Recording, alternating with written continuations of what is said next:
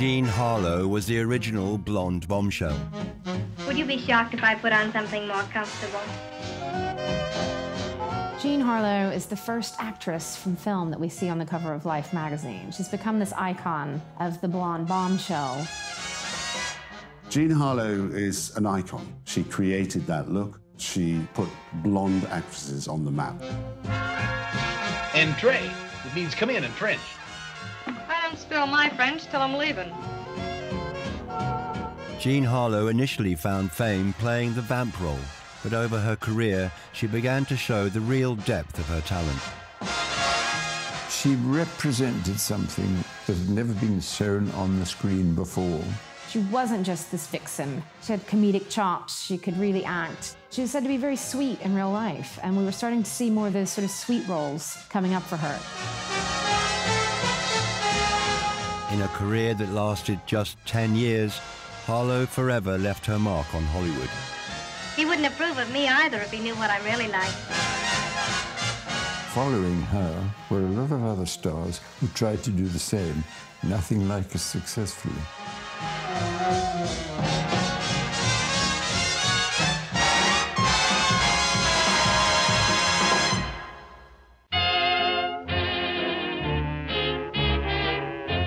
Jean Harlow was born March 3rd, 1911. Jean Harlow was born Harleen Jean Carpenter. Her mother's name, in fact, her mother's unmarried name was Jean Harlow, which is where obviously she finally got it from. She grew up in Kansas City. She had quite a well-to-do family. It wasn't a kind of the poor childhood story, but it wasn't a very happy parentage. Her mother was a real estate heiress, and her father was a dentist, and they didn't really get along that well, this couple. So they separated when Harleen was quite young. And she always sort of sided with her mother. Her mother was obsessed with her daughter. Her mother had always wanted to be an actress. And so I think clearly she had invested something into her daughter, which finally took flight. From a young age, Harlow's mother would call her daughter the baby, a nickname that stuck for life. In 1923, Harlow's mother moved with her daughter to Hollywood in pursuit of her own ambitions to become an actress. The mother decided, at the age of roughly, I think, 34, it was about time she became an actress. She desperately wanted to be an actress, but she was found to be too old to start out then. And so she poured all her affection onto Harleen, who didn't want to be an actress at all. Harlow's mother struggled to find work in Hollywood, whilst back in Kansas City, her father had started legal proceedings to see his daughter again. The money ran out, and Jean and Harleen were kind of forced back to Kansas City by Jean's father. Her father, estranged father, had threatened to sort of cut off the family if he didn't get to see more of his daughter. The mother had been trying to block him seeing her, so they moved back. At that stage, you can see a young lady, I mean, her teens, who had no interest in becoming an actress or stardom. She'd kind of seen it. She hadn't sort of particularly liked what she'd seen, and I think she'd felt very oppressed by her mother's desires, and a kind of different life beckoned. Several weeks after returning to Kansas City, Harlow was sent to a summer camp in Michigan. Unfortunately, she became seriously ill with scarlet fever. Her misfortunes really began at a summer camp she went to, and she got scarlet fever. Well, in those days, this was quite a serious condition. They didn't have the antibiotics to deal with it. Her mother went to fetch her, and actually rowed across the lake, so legend has it, to retrieve her daughter, and wasn't allowed in, wasn't allowed to see her. She never really got over the scarlet fever. Whatever happened to her at that time left an indelible physical mark on her, because I think that was the beginning of many of her physical problems. She was never really a well person. Following her illness, Harlow was moved by her mother once again, settling in Lake Forest, Illinois. She attended the Ferry Hall School, where Jean Harlow met 19-year-old Charles McGrew. She was just 16 when she met 19-year-old Charles McGrew, and he sort of swept her off her feet. They were married almost immediately, And he was coming from a very wealthy family, and he had a large inheritance. So very quickly after they married, they moved to Los Angeles. They sort of bought this mansion and sat around and were socialites and drank a lot and just sort of lived the good life for a few years.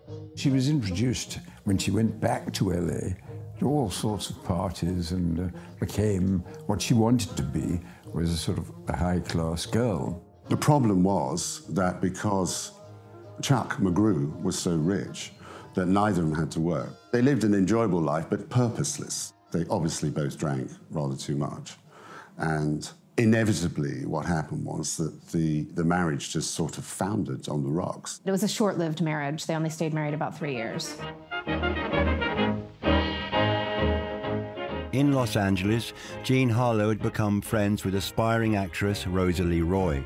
Harlow unexpectedly started her own screen career when she gave Roy a ride to the Fox studios and was spotted by executives.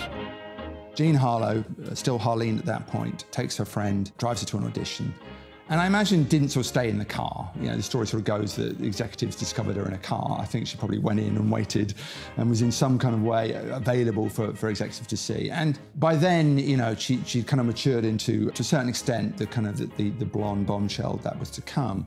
So if you are a Fox executive walking past and she's sitting there in a waiting room waiting for her friend to finish auditioning, and you're going to go, well, who are you? You know, that's what their kind of job was. And they, you know, again, as the legend goes, said, well, why aren't you auditioning? And she said, I'm not interested. But as again, you know, legend and myth kind of blur with the facts a little bit, she did end up with a recommendation to join Central Casting. And subsequently, her friend made a bet with her that she wouldn't have the brass neck to actually turn up at a casting. So rather than lose a wager, she did, and she was offered a contract. Her mother was a big influence in her breaking into Hollywood. Her mother had had her own dreams of making it as a starlet. She saw the possibility of those dreams coming through her daughter. And at first, even after going to Central Casting, Jean Harlow wasn't really convinced she wanted to do this acting thing. And she turned down a couple of parts. But her mother was the one that kept pushing her to say, you're going to take that part. So it was really her mother who pushed her so hard to do it. Jean Harlow appeared in her first film as an unbilled extra, earning just $7 a day. After a succession of small parts, Harlow signed a 5-year contract with Hal Roach Studios. Hal Roach Studios was he was kind of a comedy mastermind who is most famous for kind of Laurel and Hardy, but also did Our Gang. He kind of did quickies and very efficiently. Seeing what Jean Harlow looked like and sort of thinking he could make some good comedy out of her, he cast her in Double Whoopee, which is a Laurel and Hardy film in which the idiot pair work for a very grand hotel. It's kind of doorman.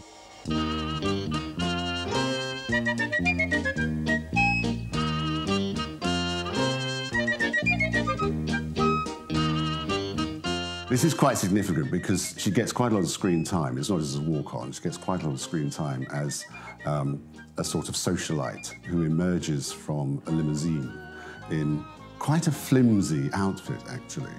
And thanks to Stan Laurel, manages to get the bottom of her dress trapped in the door of the car.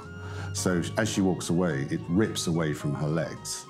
And she walks into the hotel with entire lower half sort of, not naked, but I mean, you know, exposed.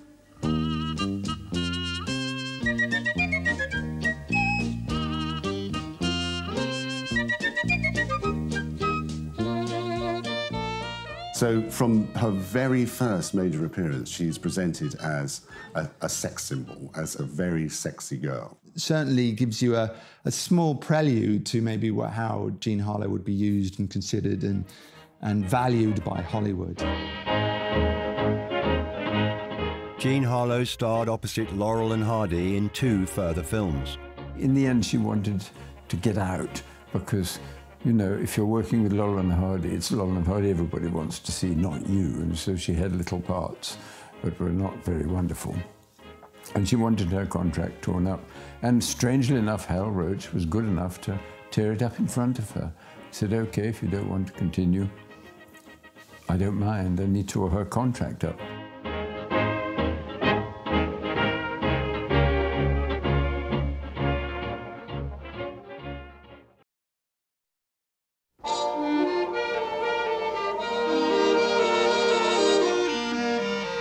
Jean Harlow had begun her screen career, but was currently without a contract. In 1930, the actress met film producer and business mogul Howard Hughes. She came to the attention of the great mogul Howard Hughes because an actor named James Hall spotted some of her work, and he was working with Howard Hughes on Hell's Angels at the time. Howard Hughes was remaking Hell's Angels, his grand World War I fighter pilot film. He'd made it as a silent film, deciding he now wanted to do it with sound, which was just arriving. And Greta Nielsen, who'd been the lead in the silent one, was Norwegian. And of course, as soon as she came to speak, she had a strange Norwegian accent. So poor old Greta got fired for being Norwegian. And they were looking around for someone to fill that role. So he kind of did this other actor a favor, called in Jean Harlow for a stage test, and she did a wonderful job, and he was impressed with her. So this was her first really big feature film, Hell's Angels. Roy!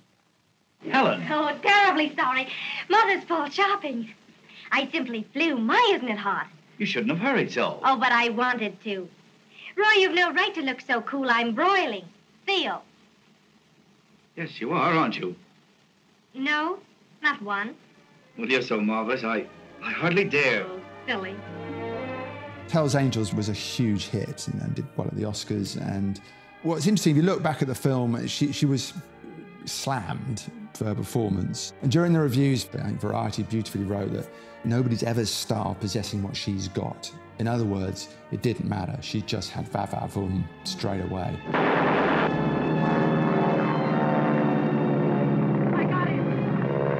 When you look at the film now, it's mostly aerobatics and extraordinary sort of action adventure. But she does stick out as being someone completely unusual. Roy's frightfully high-minded. He doesn't approve of me. He wouldn't approve of me either if he knew what I'm really like. Doesn't he know? No. When I'm with Roy, I'm the way Roy wants me to be. That's caddish, isn't it? But I can't help it. I understand. Roy wouldn't. Harlow had signed a contract with Hughes during production on Hell's Angels, and he swiftly built on her new stardom and popularity with audiences. When he took her out on a publicity tour, as Howard Hughes liked to do, and he sent her all around the country to promote the film and to do public appearances, he started to realize that she was popular. She was getting a big reaction. The way she looked and the way she kind of acted, I think, tells you something, that he realized that he could do something with her. Howard Hughes knew how to publicize his stars. He felt there was something in her that was different, which was absolutely true. He also loved the fact that her hair made her distinctive. She went on to make a string of films, started to work a lot, including The Public Enemy, in which she comes across extremely well. Yeah, go screwy. How are you going? I want to blow. You're a spoiled boy, Tommy. You want things and you're not content until you get them. Well, maybe I'm spoiled too. Maybe I feel that way too. But you're not running away from me. Come here.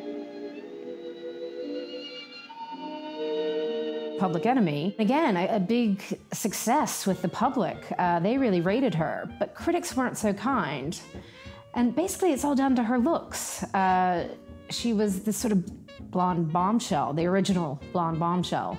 So the critics didn't take her so seriously. They thought she was kind of this vamp. I think the critics were wrong about her. She was never a great actress, but she had a kind of a freedom and a naturalness which was quite different to the big stars of Hollywood at the time, who were much better trained than she was. She was just very, very naturally sexy on the screen. It's not like she had to make a big effort.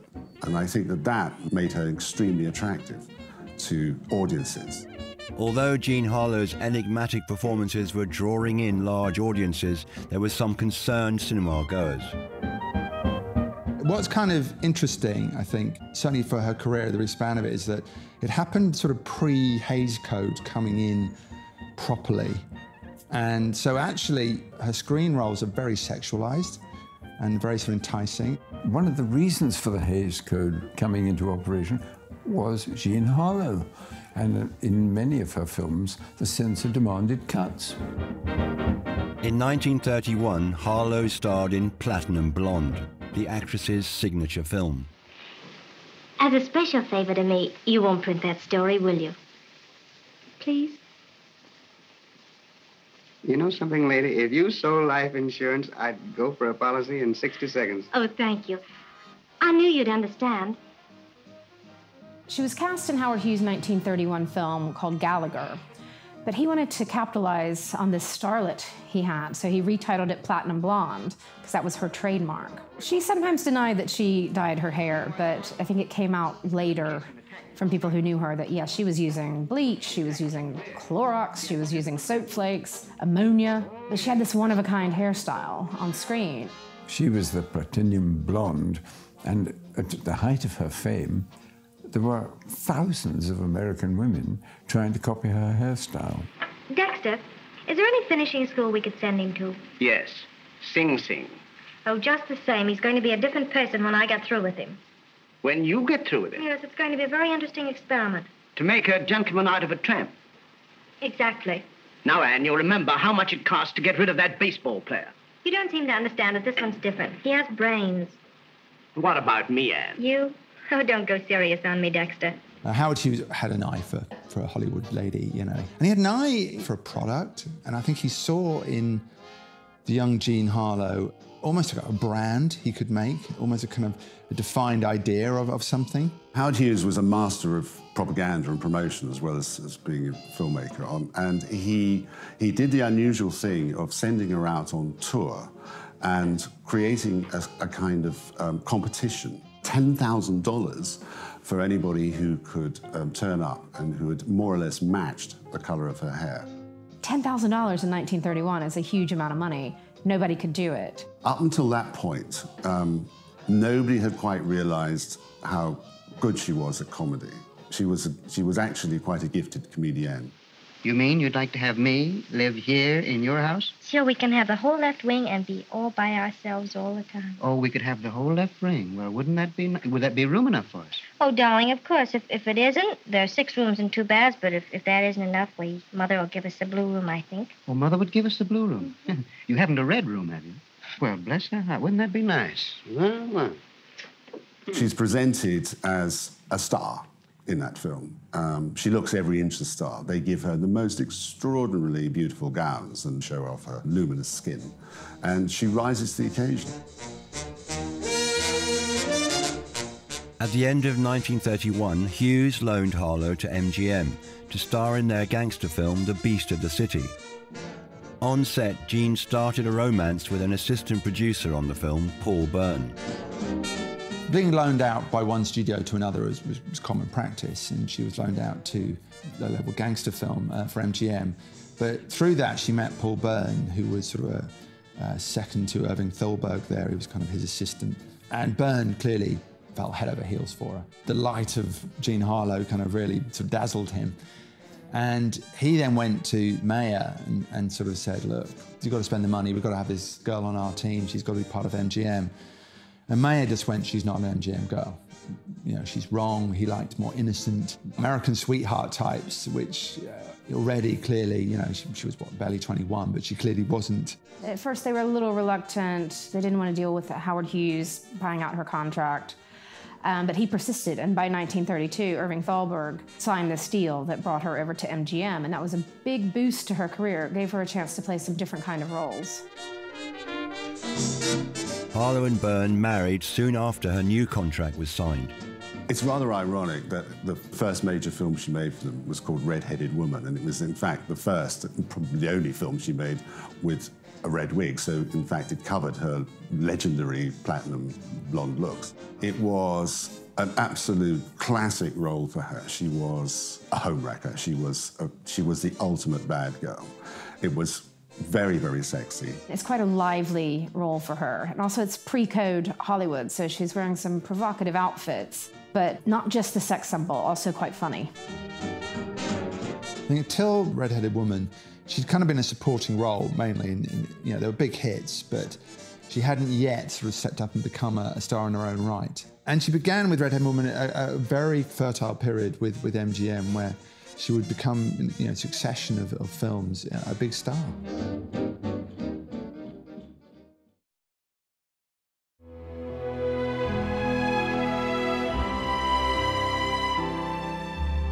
Jean Harlow had signed a new contract with MGM, and her star was on the rise.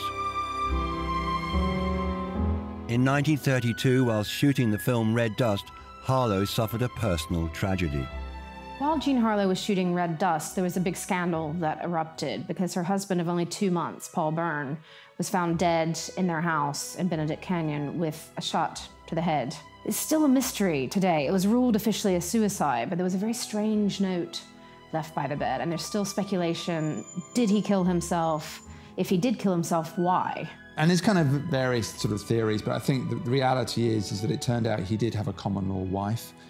And I think really, and she was there on the night of his death, confronting Harlow. People thought maybe Jean Harlow did it, but I think not. My best guess is that he probably did commit suicide. The common law wife then committed suicide as well. It's quite a tragic story. He did have a lot of contacts in the underworld as well. There has been a suggestion that he was murdered by some gangster to whom he owed money. It is much more likely that he actually committed suicide. Of course, the publicity machine, the people who protected her went into overdrive. The studio tried to get in there and make sure there was no scandal. She kept very, very quiet about it. The scandal sort of rode out in the papers, and they did their best to sort of limit the possible fallout. In the end, it didn't matter because, funnily enough, partly because of the role she'd been playing and partly because she'd already endeared it to the audiences, it just made her more famous. People liked her even more for it. Jean Harlow just kind of shook it off and stepped away and then carried on working for MGM. But, you know, again, you don't know quite where she was personally. Well, for the love of mud, where am I sleeping, on a racetrack? Come on, let's have it. Who are you? Where'd you come from? Don't rush me, brother.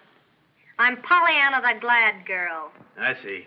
Came up on the boat with him, eh? I came up on the boat, sure, but not with that. He was in the steerage as far as I was concerned. I thought I'd convince this drunken lug. Get him out of here, will you?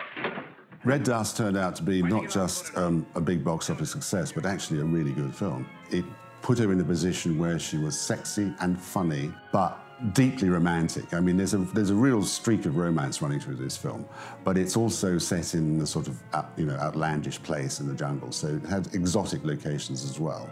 Red Dust was a great role for her. This is a film that's now in the U.S. National Film Registry. It really shows some great chemistry between her and Clark Gable. There, I knew you had a laugh in you. That's perfect. Shake and go to the head of your class. Now, wait a minute, Fred. Come here. Hey. If you look at Red Dust, it's very sexy, and the two of them act very well together, and it's got much more physicality than your average Hollywood film of the time. What's that? Hey! Hey! How many times have I told you to let down those curtains? Why? They've all gone off to work. One of the most famous scenes in this film is she's sort of bathing in this barrel that's exposed to the neighbors, and he's saying, get out of there. But it just looks like she's having fun. It's a nice sparky character as well. Hey, what's the idea? What? Getting in that barrel. Oh, I don't know. Maybe I'm going over Niagara Falls. Hey, you're supposed to rinse off with that gourd. Say, listen, do you know we drink that water? Yeah, well, you won't unless you're stubborn and insist on. I thought Clark Gable was always very well cast against women. I think to get Clark Gable right, you picked the right kind of woman who sort of drew something out of him. Certainly in terms of the feisty female against the kind of ironic, the calm, stoic male. Kind of very much worked on screen, and I think she kind of brought his swagger to life a bit. You can see that they just spark off each other in a way that the other stars of the film don't quite manage. They've got something. They've definitely got the chemistry. After Red Dust's release, Harlow began an affair with boxer Max Baer. When his wife threatened to name Harlow in their divorce proceedings, the studio acted fast to avoid a scandal. In MGM's controlling of the elements of scandal, and the Byrne suicide scandal had just kind of gone through the system. So MGM, probably wanting to maybe sort of present her in a calmer way, married her off to a cinematographer, and it was just almost like arranged marriage. I was just amazed that the studio could arrange a marriage. Jean Harlow's a remarkable kind of sort of blueprint of studio control, you know, and manipulation. They could rise her up, put her to the side and bring her hair, they could dye her hair, run competitions, and you do wonder where the mind's after a while, because everyone tells you how to think. Jean Harlow and Harold divorced 8 months later. It's allowed her to stretch her acting muscles a little beyond the ones that she'd already done in the previous film, which was completely unforced, which was quite rare, of course, because we are only talking a few years after silent movies. Do you two gentlemen mind if I go ahead with the number? Let her go. Pick it up at number 4. In 1935, MGM cast Jean Harlow in... David, wake up. You'll be late. The following year, Harlow starred with a young James Stewart in Wife vs. Secretary. Oh. What time is it? 2 o'clock. Oh. I was going home at 12. I didn't think you'd be waiting. We didn't finish work until 11, and I couldn't have got to the theater on time. Yeah, that's all right. In 1936's Wife vs. Secretary, ironically, it's actually a more wholesome role for her, but things got a little less wholesome on the set. There's an incredibly funny story about James Stewart in which they have a long kiss in a car, and he kept messing it up, and they had to do several retakes. He said later that he kept botching it because he wanted to keep kissing her. They kissed at least 12 times, 12 takes of this scene, and he later said that he realized he had never been kissed until he had been kissed by Jean Harlow.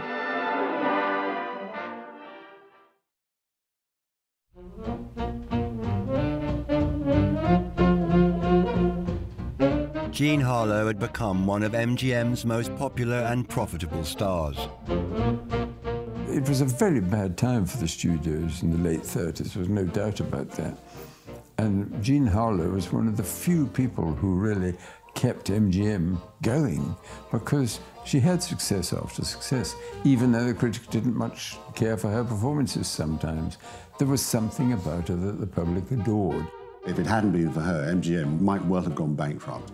But because of her popularity and because she was still huge box office, it didn't matter that, you know, other studios were going down the tubes. MGM could keep going simply due to her name and her presence in films.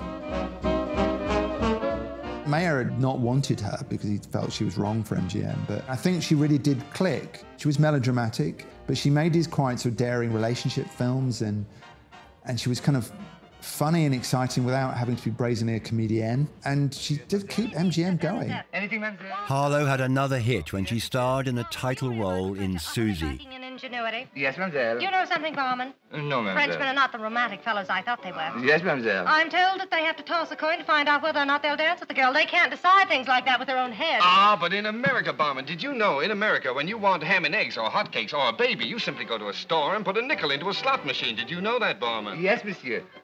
Oh, did you hear what the gentleman said, mademoiselle? Barman, you're having hallucinations. There isn't a gentleman in sight. Oh, no, mademoiselle. For her film Susie, she received top billing over Cary Grant, who was already a star. So it just shows you the level at which she had reached at the relatively young age. She was only in her 20s. It's quite a decent wartime thriller. It's about German spies. She draws a lot out of her leading man, out of Cary Grant, and he's one of those slightly kind of ironic presences that need a life force opposite him. Home! An American custom, I believe. I'm not a bride. I haven't been one for a whole week. You'll always be a bride. I'm just an old married woman. Quiet. Wives in France are not allowed to contradict their husband. Then we'll take a trip to America. Hey, bring those things in. Something tells me we live here. Andre, put me down. People will think we're both crazy. Oh, I hope we stay that way. Albert! Albert, this is Madame Charville. Put me down. In the hallway, John. It's not a film that's very well remembered now, but I think the very fact that she was considered that much of a draw tells you everything you need to know about her position in Hollywood and at MGM at that time. Again, everybody noticed her. And I know that in those days, those screwball comedies were very good. They knew exactly how to make them.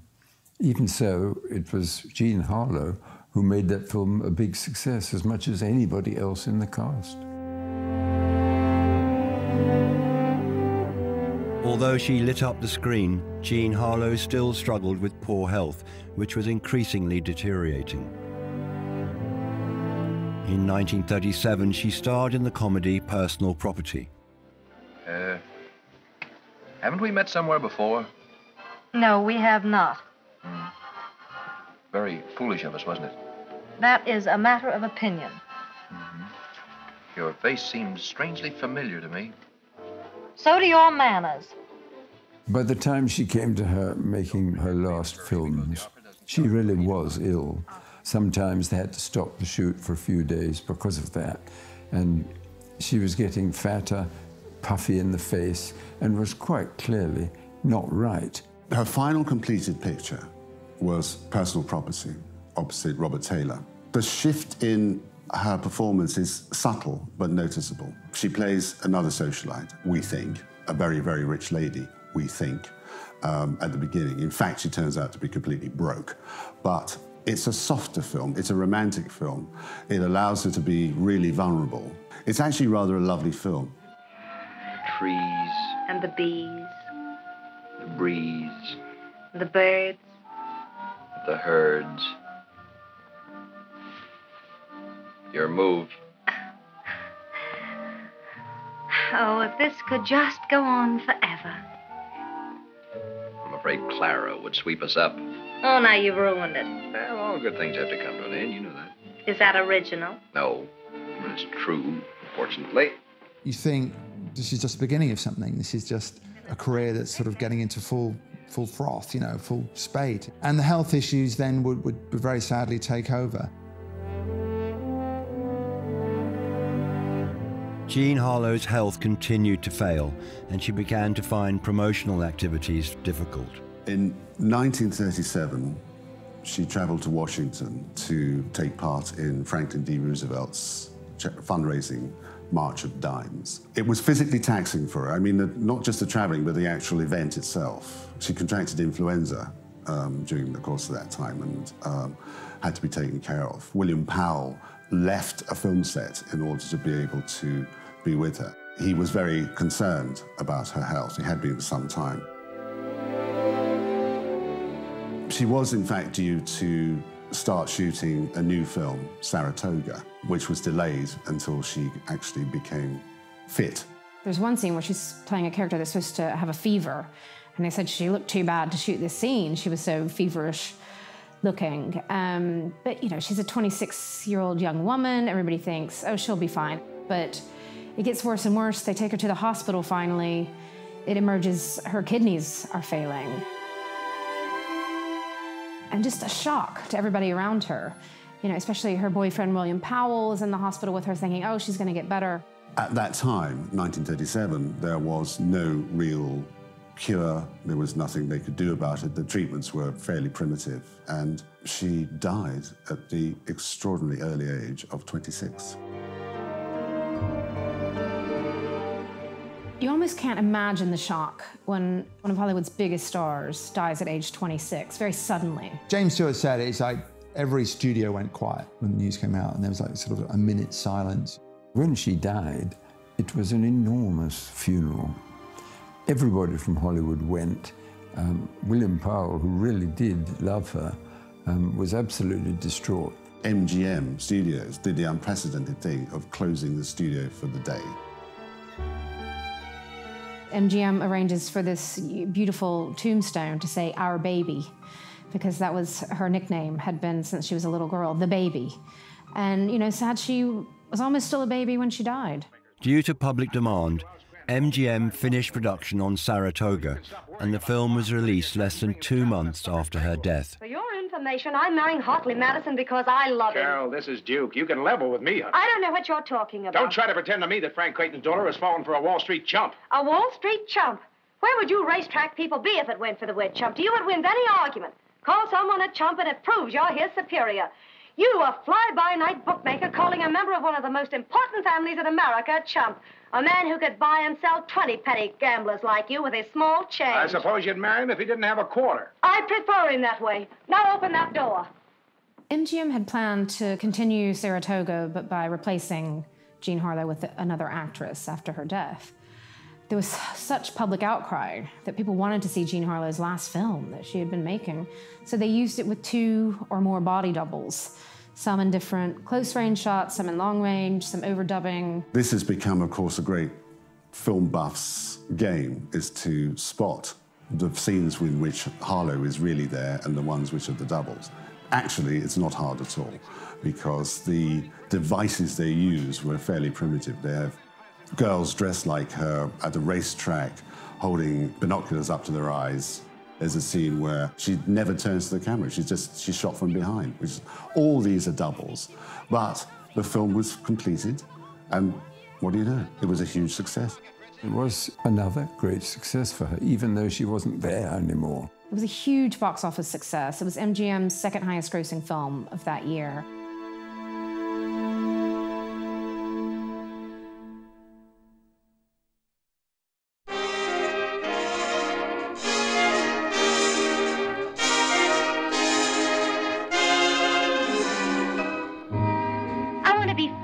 I want to be gay and have fun.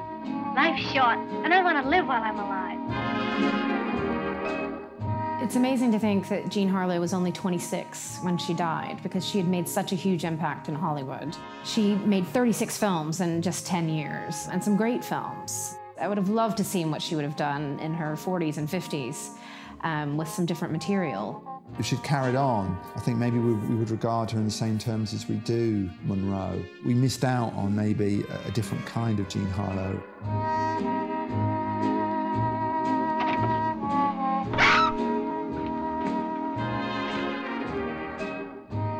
She had natural gifts. And I think that as she was allowed to make films, she just got better and better. She could train herself. A lot of feminists now think that she was one of the first really feminist film stars. She had more freedom on the screen. She was absolutely clear-headed in the fact that she was just going to be herself in the films.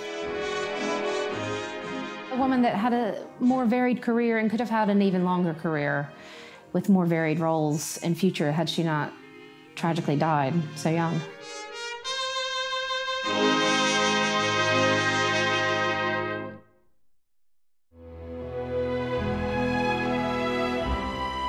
Paul Walker's family and friends paid tribute to a man who liked to go fast on the ride of his life, although what he really wanted was to be a park ranger. The heartwarming I Am Paul Walker is new tomorrow at 9 on Sky Arts.